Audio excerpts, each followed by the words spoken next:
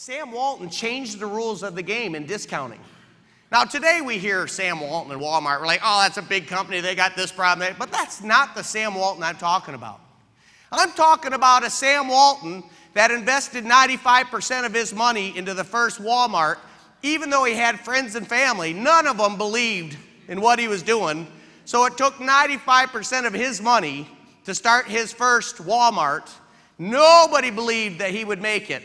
And yet today, everybody, well, that's the biggest company in the world, blah, blah, blah. The reason it's the biggest company today is because he changed the rules and he created a culture of leadership. And he built leader after leader and store after store and a duplicatable system to create the empire that we know today. Now, I'm not here to sell Walmart, but I am here to sell the concept that if you're willing to do the same type of work, first of all, get a big vision for what you want to accomplish and create a duplicatable game, create that culture of leadership, that you can do the same thing. And we keep talking about a game, but we know if you have a game, then the next thing you're going to ask is, well, what's the scoreboard? How do you score points in the game? Because without a scoreboard, there's no objective to determine whether we win or lose. And we want that outcome. We want to know how we win. Now, there's a gentleman by the name of Michael Gerber, and his book, E-Myth, is one of my top 5 all-time books when it comes to business. Let me just give you a couple quotes from that book. Michael Gerber said, "People, your people, do not simply want to work for exciting people. They want to work for people who have created a clearly defined structure for acting in the world. A structure through which they can test themselves and be tested. Such a structure is called a game. And there is nothing more exciting than a well-conceived game." Now think about it. Many of you probably are working somewhere. Thank you. Where you work, is your work a game? Have they created such a culture that you know how to put points on the game where you work? Now, sadly, the answer most of you would say is, well, no, I got to go in there and I got to do this. And they say, well, we expect you to do your job and do your job, and then they have to discipline you. But can you imagine if it took discipline to get a sports team to do what it needed to do? Like, can you imagine if the coach came out there with a paddle and started whipping the players? There may be a few that wanted to do that. I'm not going to mention names. But that's really not the idea. A good game should be for the love of the game, that you would go and work harder for the game than you ever would for any job. And that's the same principle. Let me say further. Here's what Gerber said. The degree to which your people do what you want is the degree to which they buy into your game. And the degree to which they buy into your game doesn't depend on them, but on how well you communicate the game to them at the outset of your relationship, not after it's begun. In other words, when you're getting into a business, the first thing you got to know is what's the game and how do I put points on the scoreboard. If you can define those couple of things for yourself and the community and the team, the organization that you're a part of, your team will win more games than the competition. Last part on Gerber. Part of what's missing is a game worth playing. What most people need then is a place of community that has purpose, order, and meaning. A place in which being human is a prerequisite, but acting human is essential. A community that keeps score, that communicates that score to everybody, and tracks winning or losing based upon the scoreboard of the game that has been defined. You want success in any business you're doing, you're going to have to ask and answer each of those questions. Because competition creates cooperation. If you want a team that's tight, have a scoreboard and have strong competitors that keep you honest. It's hard for you to say that you're doing everything you can do when you notice one of your competitors scoring 25 points in the first quarter and you've scored 7. It's hard for you to say that you're doing everything you can do unless you're going to say, well, they're just better than me. And that's absolutely never going to happen here, right? Well, if anybody else can do it, you can do it.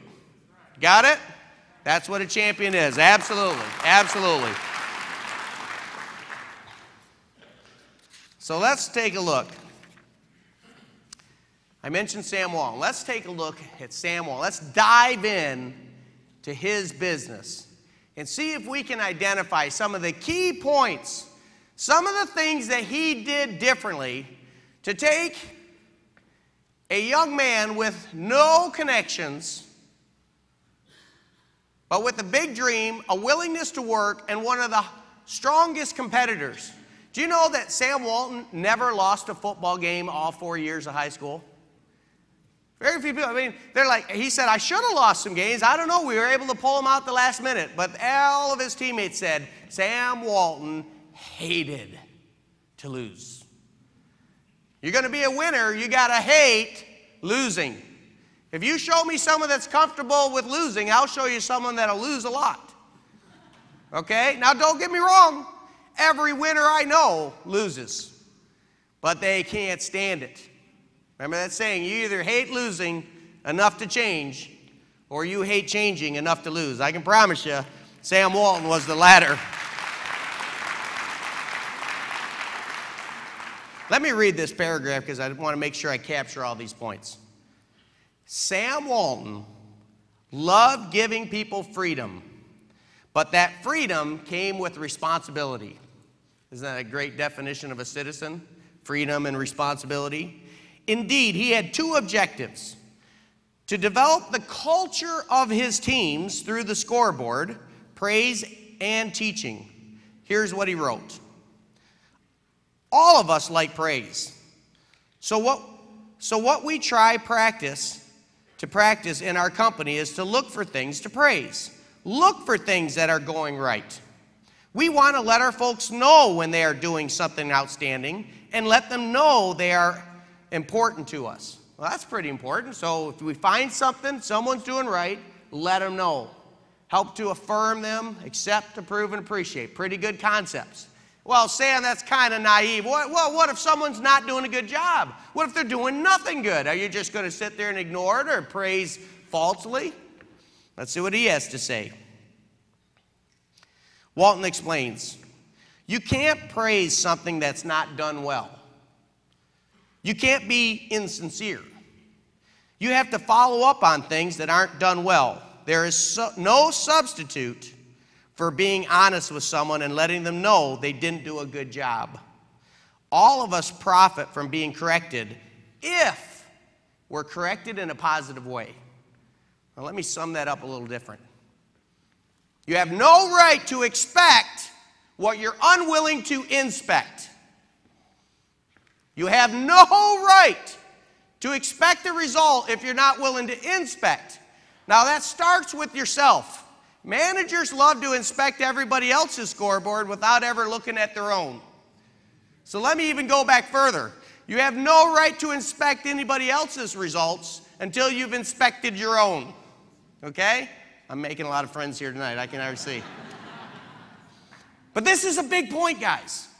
A leader first takes care of his own scoreboard and makes sure that they are racking up points. So then they can go and help other people identify where they can improve the scoreboard without beating them up. I would never, ever sit down with someone with the goal to criticize them personally. But we also have to teach people to take things professionally. Don't take a scoreboard personally. I looked at the scoreboard, it said 21-0 against me. The scoreboard hates me. The scoreboard doesn't hate you. It just tells you the score. You know, if we were honest, when the scoreboard does it right, the real question would be, why are you so hard on yourself?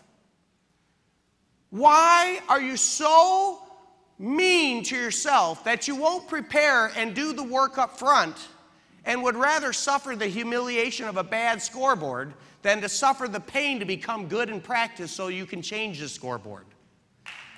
See, that's big. That's big. Man, the attitude's got to be work. If you work so hard in practice, John Wooden used to teach his team, work so hard in practice that the games are like a day off. Get it? Can we get to that level of discipline in our life to where the game is a day off? Because that's what we want to get to. Let's go a little further into Sam Walton's leadership culture. Richard S. Tedlow, in his book Giants of Enterprise, studied the leadership of Walton. Here's what he wrote. First, he learned all the rules. Then he broke all the rules which did not make sense to him, which meant almost all of them.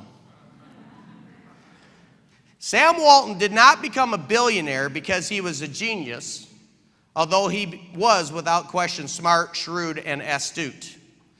The real reason for his success was that he had the courage of his convictions.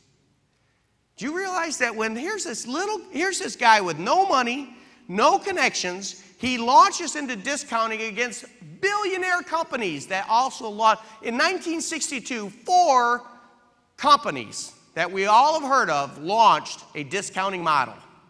And you know which one was the smallest, the most undercapitalized, the most underfunded, the most absolutely least chance of making it? Was Walmart.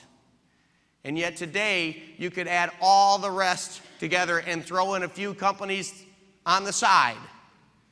And Walmart slaughters them all because he created a leadership culture.